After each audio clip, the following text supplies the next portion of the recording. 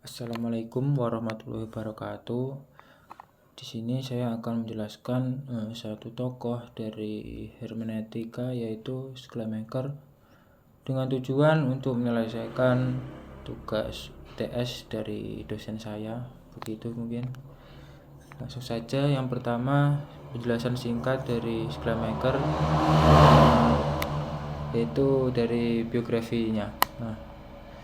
Schleiermacher ini adalah seorang pemikir besar dari Jerman yang lahir pada tahun 1768. Ia berasal dari keluarga pendeta Kristen dan sejak kecil Schleiermacher ini sudah masuk ke sekolah khusus, maksudnya sekolah yang khusus pada hal-hal tentang kekristenan. Selanjutnya mungkin Schleiermacher juga setelah dewasa menjadi pendeta, dosen, dan menulis buku-buku penting tentang agama dan filsafat.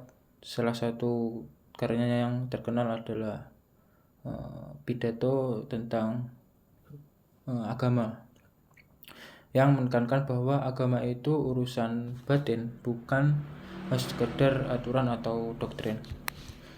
Selanjutnya yaitu yang mempengaruhi pemikiran dari Schleiermacher. Salah satu yang pertama yaitu pengaruh dari filsuf besar yaitu Immanuel Kant. Kant mengajarkan tentang perbedaan dunia nyata dan dunia batin, yang membuat Schleiermacher ini tertarik melihat agama itu sebagai pengalaman batin, bukan hanya aturan luar saja. Kemudian yang kedua itu pengaruh dari teman atau lingkungan intelektualnya, karena Schleiermacher ini memiliki beberapa teman pemikir besar. Salah duanya adalah Stephen dan Wilhelm von Humboldt yang mendorongnya untuk berpikir luas tentang budaya, sejarah, dan masyarakat. Yang terakhir adalah pengaruh dari zamannya, karena Schleiermacher ini ada pada zaman pencerahan, yaitu zaman romantisisme.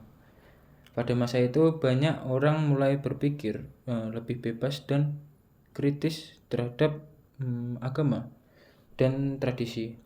Schleiermacher pun terdorong untuk mencari makna agama itu lebih dalam dan lebih personal. Kemudian teori menafsirkan teks dari Schleiermacher. Hermeneutika adalah ilmu seni menafsirkan, terutama teks agama ya menurut Schleiermacher. Kemudian Schleiermacher ini memperluas hermeneutika bukan hanya untuk menafsirkan Alkitab, tapi juga untuk semua teks dan komunikasi manusia. Ia percaya untuk benar-benar memahami teks itu ada dua. Yang pertama, konteks zaman dan latar belakang penulisnya. Yang kedua itu memahami perasaan, pikiran, dan pengalaman pribadi si penulis. Schleiermacher ini menekankan bahwa menafsirkan teks itu seperti berusaha masuk ke dalam pikiran si penulis, perasaan penulis, agar kita menangkap makna asli, bukan hanya sekedar membaca kata-katanya saja. Kemudian metode Schleiermacher. Schleiermacher ini punya dua metode.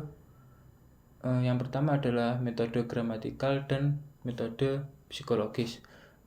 Metode gramatikal ini menganalisis teks itu dari struktur bahasa, kata, dan susunan kata dan kalimat. Ini seperti membedah kalimat untuk tahu maknanya secara bahasa ya. Kemudian metode psikologis. Dalam metode psikologis ini itu pembaca itu berusaha memahami dunia batin penulis dari segi motivasi, perasaan, dan pengalaman hidupnya yang mempengaruhi tulisan itu. Jadi kita itu melihat dari apa saja sih faktor yang mempengaruhi tulisannya tersebut. Bahkan Schleiermacher itu juga mengembangkan cara memahami teks itu